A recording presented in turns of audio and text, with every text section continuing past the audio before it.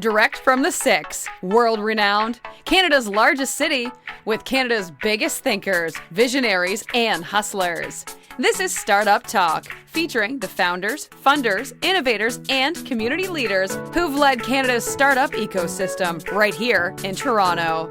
You'll hear the challenges, the failures, the successes. Toronto's Startup Podcast gives you the full story direct from the entrepreneurs and influencers who've made a difference.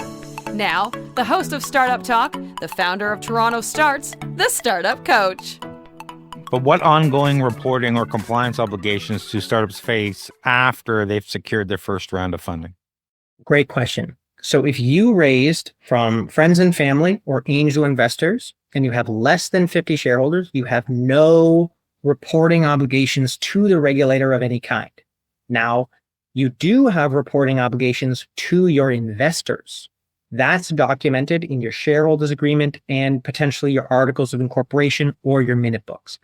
As a company, you have to provide internally prepared financial statements to your investors every year, and you have to have a shareholders meeting once a year.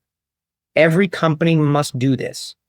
So just keep in mind, as soon as you have more than one shareholder, you technically have to be doing this every year.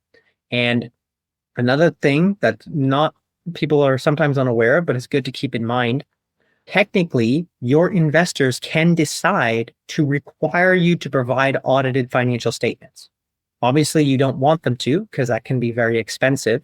But when you're doing your meeting every year, you want to make sure you're also having people sort of sign off that you do not need to provide audited financial statements. Because if somebody randomly decides one day, you know what, I want audited financial statements, they could force you to have to prepare those. So you just want to make sure that people are signing off saying they don't need audited financial statements, and then you're good to go.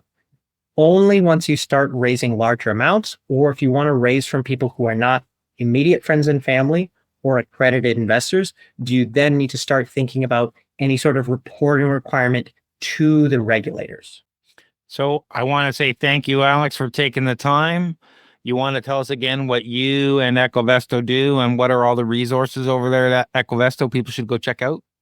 Yeah, absolutely. So Equivesto is an exempt market dealer and an online investment portal for Canadian small businesses, startups, private funds looking to raise capital from Canadian resident investors. So if you are looking to do an angel round and you want a place where somebody's done a bit of due diligence into you already, they'd help you structure your whole round, plan out the valuation, got all the right legal documents, and they provide a digital location for you to actually go ahead and transact.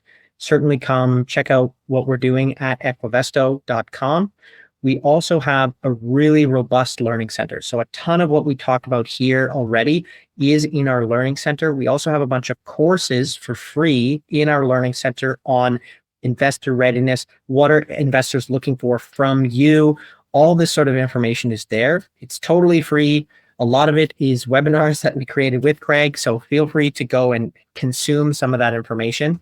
We want to try to help make capital raising easier and more rewarding for all Canadian companies. This has been Startup Talk, Toronto's startup podcast. For more exclusive content, the episode vault, and to be part of TorontoStarts community, visit TorontoStarts.com. Get your name on the newsletter mailing list and check out our upcoming events. For more episodes, subscribe now. And please recognize the time and work behind the scenes put into connecting you with the biggest visionaries, entrepreneurs, and innovators in Toronto by leaving a 5-star review. Join us for more next episode from Toronto's most active entrepreneur and startup community on Startup Talk.